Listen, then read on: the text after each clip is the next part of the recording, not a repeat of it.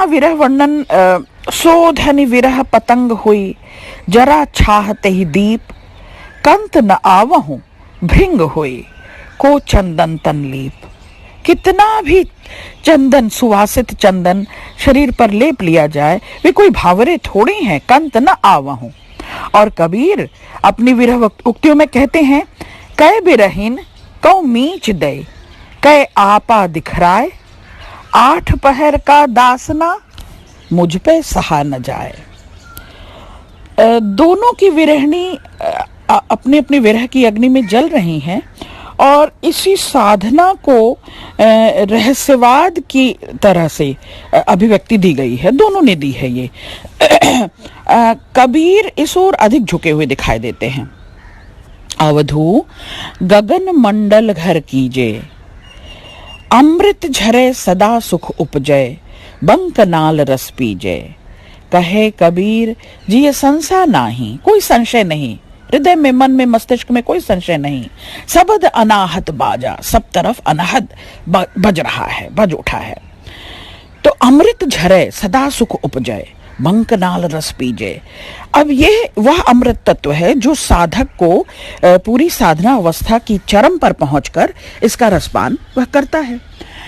जायसी ने भी हठयोग का वर्णन किया है कई स्थानों पर।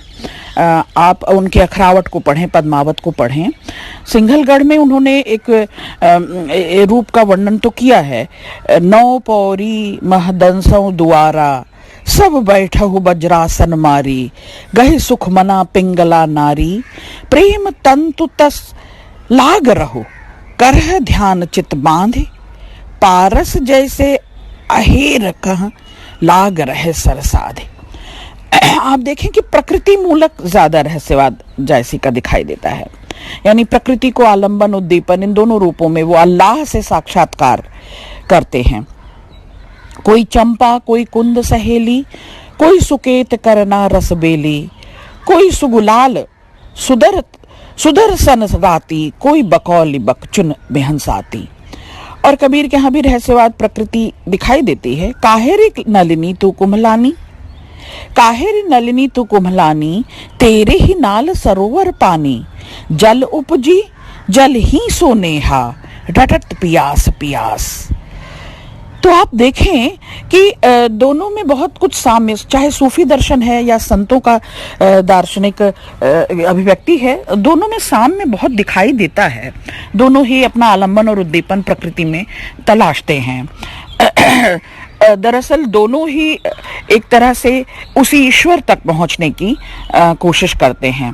तो दोनों के रास्ते अलग अलग हो सकते हैं, लेकिन दोनों का लक्ष्य, उद्देश्य एक ही है। जायसी कथा के रूप में रहस्यवाद को पिरोते थे, यानी हर सूफी दर्शन में आप देखें, चाहे वो पद्मावत हो, अखरावट हो, सब में एक कहानी है और प्रचलित कहानी। तो कहानी के रूप में रहस्यवाद को उन्होंने उद्घाटित किया है। कहानी के माध्यम से प्रेम को, अध्यात्म को, रहस्य को समझाया है। कई बार तो अध्यात्म और रहस्यवाद में कुछ फर्क ही नहीं रह जाता। ठीक यही कबीर में भी हम देखते हैं। हालांकि कबीर विरक्ति और वियोग और विरह को उद्घाटित करते हैं।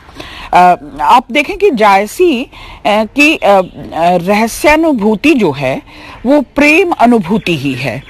लौकिक कथाओं के माध्यम से वो ज्ञानी और ध्यानी को ये कहने की कोशिश करते हैं, कहा मुहम्मद प्रेम कहानी, सुनी सो ज्ञानी भय ध्यानी। और कबीर के यहाँ जो रहस्यवाद है वो थोड़ा सा अलग है, उसकी अभिव्यक्ति भी थोड़ी सी अलग है। वो कबीर प्राय अपनी साखियों में, अपने मुक्तकों में वो बात कह जाते हैं और भाषा में भी वह लौकिक प्रतीकों को और आध्यात्मिक प्रतीकों को थोड़ा सा देने की कोशिश करते हैं। 14 भुवन जितर उपराही, ते सब मानुष के घट माही, तन चितौर मन राजा कीन्हा, तन चितौर मन राजा कीन्हा, हिय सिंघल बुद्धि पद्मिनी चीन्हा। ये नागमती प्रसंग से है और दरअसल यहाँ जायसी ईश्वर को, संसार को ईश्वर के समान ही चित्रित देखते हैं कि जगत की सारी विस्तृत व्याख्या जो है, जगत में जितने संबंध हैं, वे सब दरअसल ब्रह्मांड को ही, पिंड जो कुछ ब्रह्मांड में है वह पिंड में है। नागमती यह दुनिया धंधा, बाचा सोई न यही चित बंधा। और यही बात आपको, ये जो व्यष्टि मूलक स्वरूप है परम तत्व का, जो पूरी समष्टि में समाया हुआ है, यही कबीर यहाँ कहते हैं। तेरा साईं तुझ में ज्यों पोहपन में बास, मृगा पास कस्तूरी बास, आपन पावे खोजे घास। तो कबीर ने परम तत्व के रूप को प्रकाशित किया और जायसी ने परम तत्व के प्रकाश में संपूर्ण जगत को देखा। जायसी के प्रेम के मूल में सौंदर्य बोध है और कबीर में वैचारिकता है। जायसी विरह में धुआं उठता हुआ दिखाते हैं, बादल काले पड़ गए, और कबीर के यहाँ आप देखें, ज्ञान विरह में साधक तड़पता तो है, कहीं वह विरहणी के रूप में है, उसकी विरह वेदना अंदर ही अंदर उसे सालती है, कष्ट देती है और वो सब सहती है। तो विरह चित्त में व्याप्त होता है और इसका चिन्ह जो है ये शरीर पर नहीं दिखाई देता। हृदय भीतर दबले धुआं न प्रगट होए, जाके त्यागी सोलख है, जाके लागी सोलख है के जिन लाए सोए।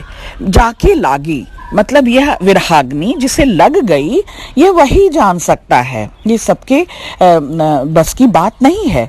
हृदय भीतर दावा बलय, और यह अग्नि जो है ये हृदय के भीतर ही बलय जलती रहती है, धुआं न प्रगट हो, इसका असर जो है ये बाहर दिखाई नहीं देता।